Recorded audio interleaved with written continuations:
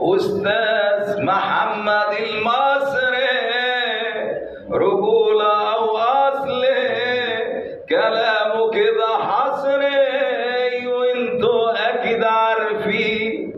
يا أيها السادة ده سكر زيادة، كلامه كالعادة بيخش القلب يا عين، قلمه على الكراس كلامه جميل يا ناس، بيحب كل الناس وانتوا بكده شاهدين. يا قلبك الصافي صالونك ثقافي وكلامك خرافي وانت سيدي العارفين.